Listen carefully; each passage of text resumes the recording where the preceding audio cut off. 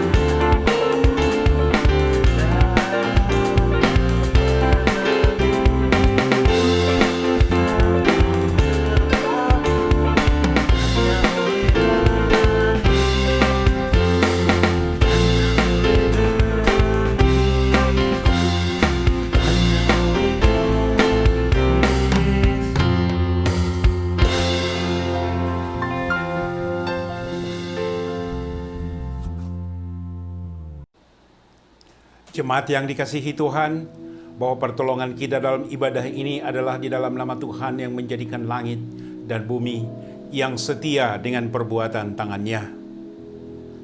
Biarlah damai sejahtera Tuhan yang melampaui akal menyertai kita senantiasa juga dalam ibadah kita pagi hari ini.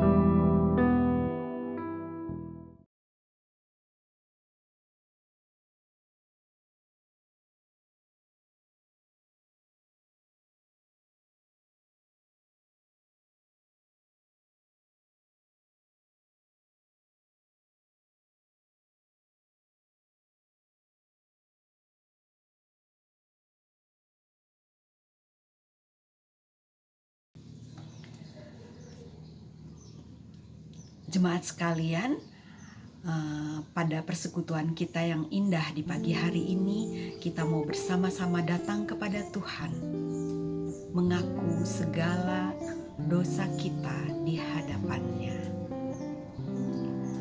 Allah Bapa di surga, Engkau Allah Bapa yang Maha Kudus dan Maha Suci. Kami umat-Mu datang ke hadirat-Mu, mau mengakui segala dosa dan pelanggaran kami melalui perkataan, perbuatan, dan pikiran kami yang tidak berkenan di hadirat-Mu yang Maha Kudus. Tuhan, ampunilah kami dan kasihanilah kami umat-Mu ini ya Tuhan, yang baik sengaja maupun tidak telah berdosa di hadapan-Mu dan telah menyakiti hati sesama kami. Tuhan, ampuni dan sucikan kami dengan darah-Mu yang kudus yang telah tertumpah di kayu salib. Tuhan, kami ingin menikmati kehadiran-Mu. Ingatkan kami untuk selalu setiap hari mau menyadari, mengakui, dan mohon belas kasihan, pengampunan-Mu, pemulihan-Mu dalam hidup kami setiap saat ya Tuhan. Roh Kudus-Mu penuhi hati kami dan hidup kami selalu ya Tuhan. Terpujilah nama-Mu kekal selama-lamanya. Haleluya. Amin.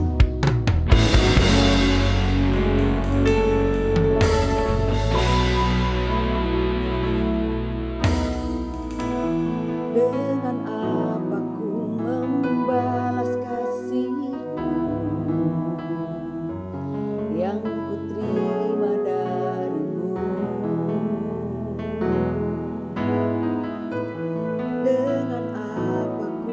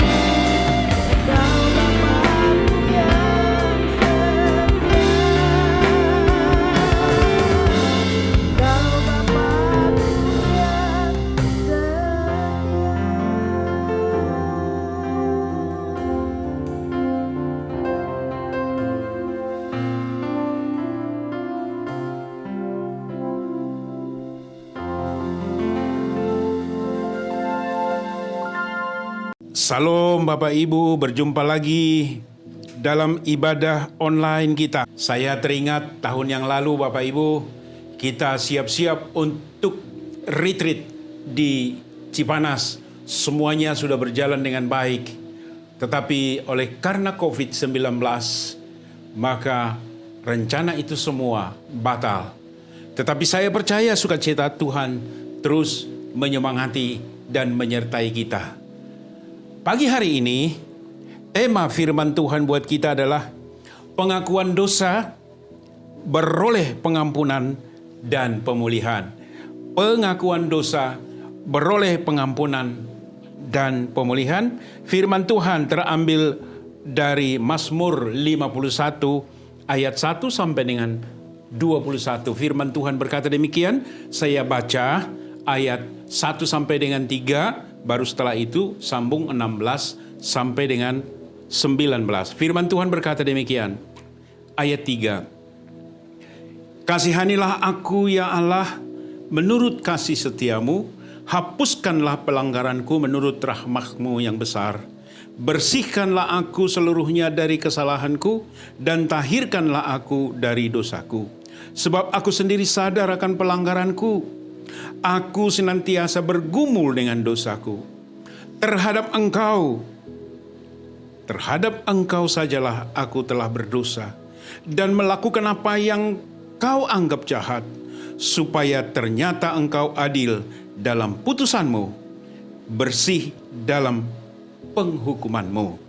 Kita sambung dari ayat 16 sampai dengan ayat 19. Lepaskanlah aku dari hutang darah, ya Allah, Allah keselamatanku, maka lidahku akan bersorak-sorai memberitakan keadilan-Mu. Ya Tuhan, bukalah bibirku, supaya mulutku memberitakan puji-pujian kepadamu. Sebab Engkau tidak berkenan kepada korban sembelihan. Sekiranya aku persembahkan korban bakaran, Engkau tidak menyukainya. Korban sembelihan kepada Allah ialah jiwa yang hancur, hati yang patah dan remuk, tidak akan kau pandang hina, ya Allah. Sampai sedemikian pembacaan firman Tuhan. Yang berbahagia adalah mereka yang mendengar firman Tuhan dan melakukannya di dalam kehidupannya hari lepas hari. Kita berdoa.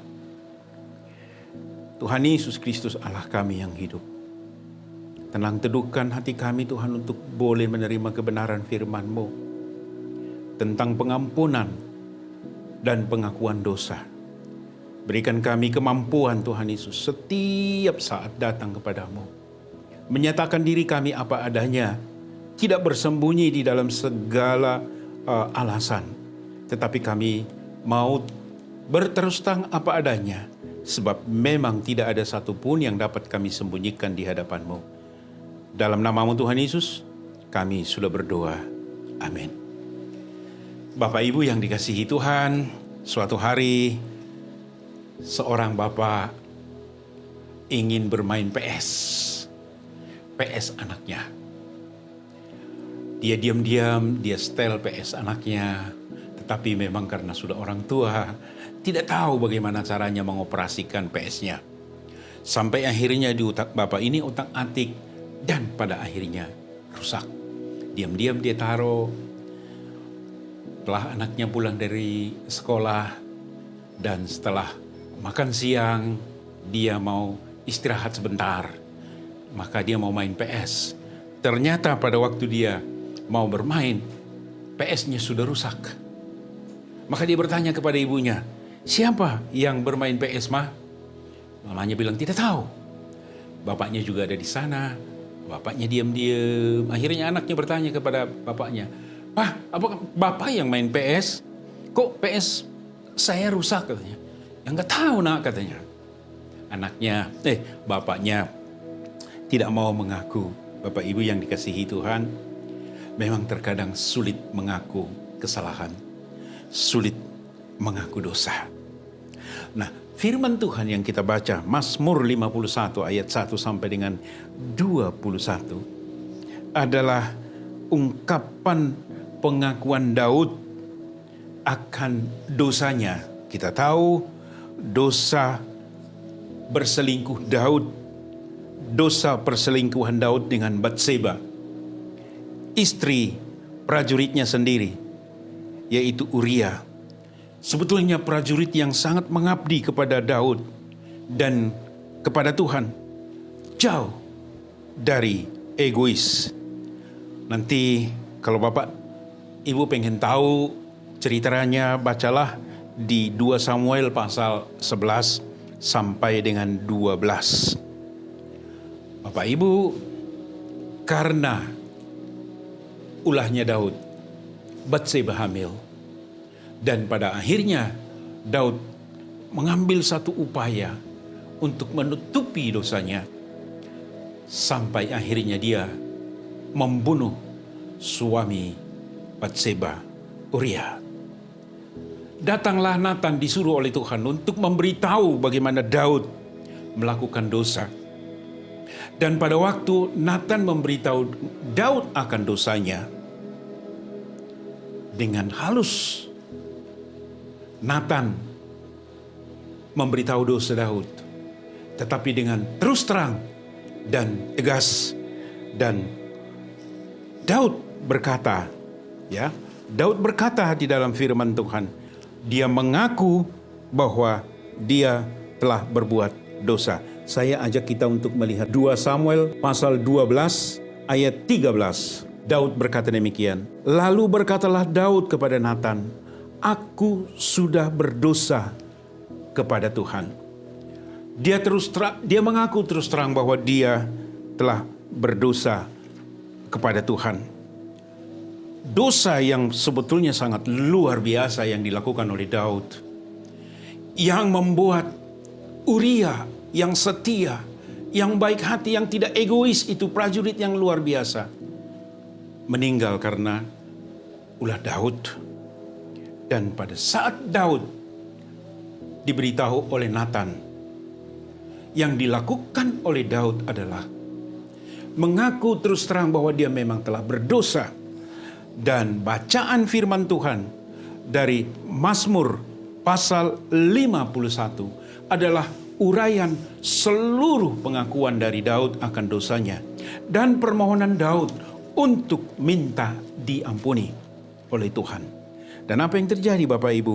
Firman Tuhan berkata bahwa Tuhan menjauhkan Daud dari kematian. Kata firman Tuhan tadi yang kita baca di dalam 2 Samuel pasal 2 Samuel pasal saya lihat lagi 2 Samuel pasal 12 ayat 13. Natan berkata kepada Daud, Tuhan telah menjauhkan dosamu itu, engkau tidak akan mati.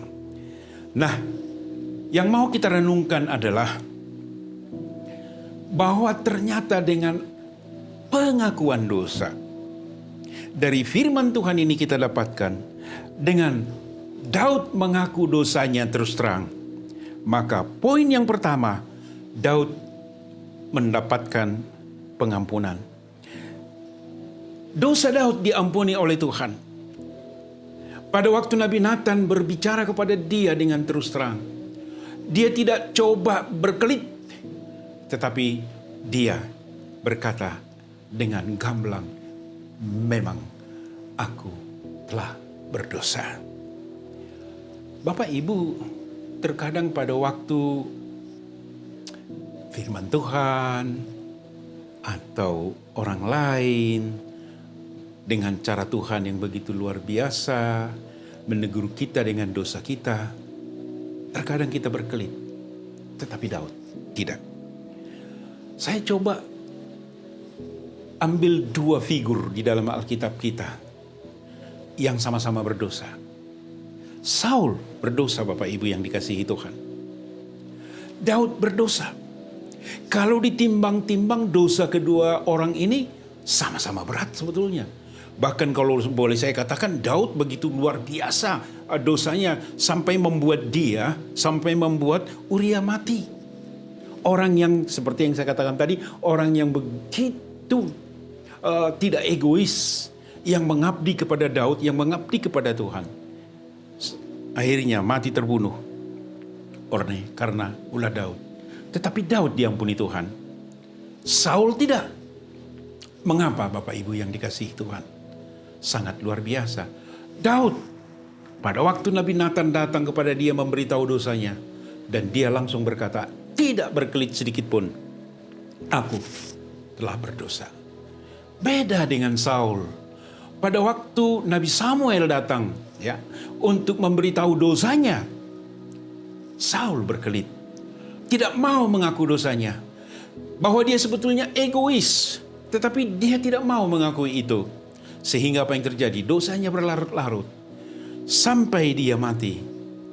Firman Tuhan tidak menjelaskan kepada kita bahwa ada perkataan. Saul menyesal akan dosanya. Dan dia diampuni. Di dalam perjanjian baru juga kita temukan itu antara Yudas dan Petrus.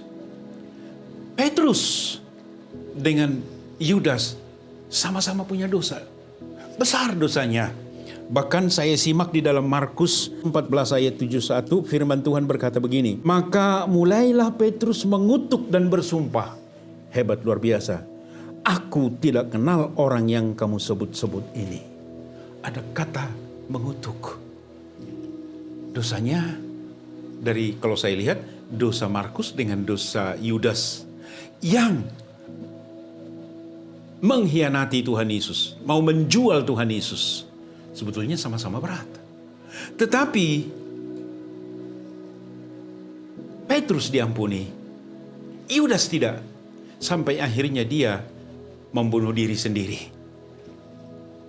Dua, sama-sama punya dosa, tetapi penyelesaiannya berbeda. Daud dan Petrus mengaku menyesali dosanya, dan Tuhan memberikan pengampunan. Jadi untuk mendapatkan pengampunan, poin yang pertama itu tadi, mendapat pengampunan dosa, mengaku dosa. Pengakuan dosa, mendapatkan pengampunan, itu poin yang pertama. Poin yang kedua yang saya mau sampaikan adalah, ternyata Bapak Ibu yang dikasihi Tuhan, kita tahu dari cerita firman Tuhan bahwa Daud dipakai oleh Tuhan untuk memimpin Israel. Artinya, dengan pengakuan Daud akan dosanya, maka Daud mendapat pemulihan. Yang pertama, dia diberi kesempatan untuk memimpin Israel selama hidupnya. Iya. Tuhan memberikan kesempatan itu. Karena apa? Firman Tuhan berkata kepada kita bahwa Daud menjadi raja adalah dari Tuhan. Dan firman Tuhan menjelaskan kepada kita bahwa Daud telah berdosa. Dosanya besar.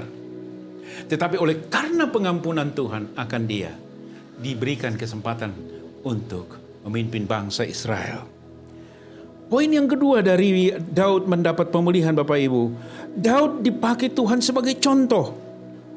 Saya ajak kita untuk melihat 1 Raja-Raja pasal 3 ayat 14. Firman Tuhan berkata, dan jika engkau hidup menurut jalan yang kutunjukkan dan tetap mengikuti segala ketetapan dan perintahku, sama seperti ayahmu Daud, maka aku akan memperpanjang umurmu. Nah, Daud dipakai Tuhan sebagai contoh. Namanya disebut-sebut di dalam perjanjian baru juga kita bisa dapatkan banyak sekali nama Daud disebut. Dengan kata lain Bapak Ibu yang dikasihi Tuhan, dengan pengakuan dosa dari Daud, Daud mendapat pemulihan. Daud dipakai Tuhan sebagai figur, sebagai contoh. Itu yang dapat saya lihat. Poin yang ketiga yang saya lihat dari firman Tuhan ini adalah bahwa murka Tuhan, amarah Tuhan surut oleh karena pengakuan Daud, oleh karena Daud mengaku dia berdosa. Kita baca di dalam firman Tuhan bahwa dosa membuat Allah begitu marah, begitu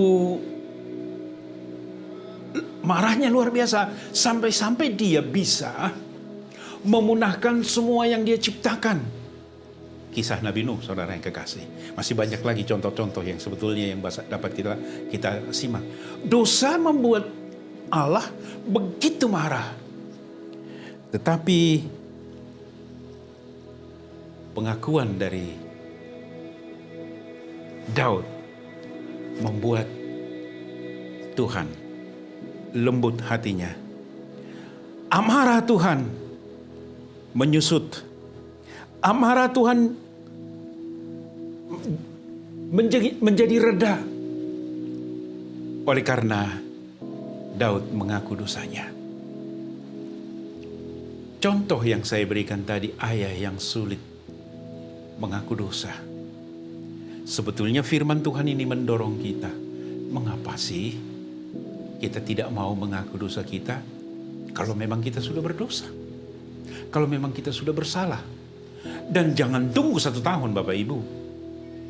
Setiap saat pada waktu kita membaca firman Tuhan. Itu sebabnya pada waktu kita membaca firman Tuhan. Ya, baik itu melalui bacaan selesai setahun. Baik itu melalui renungan pagi. Baik itu melalui sapaan gembala. Baik itu melalui doa-doa firman Tuhan yang dibagikan teman-teman kita. Doa malam yang juga dibagikan teman-teman kita.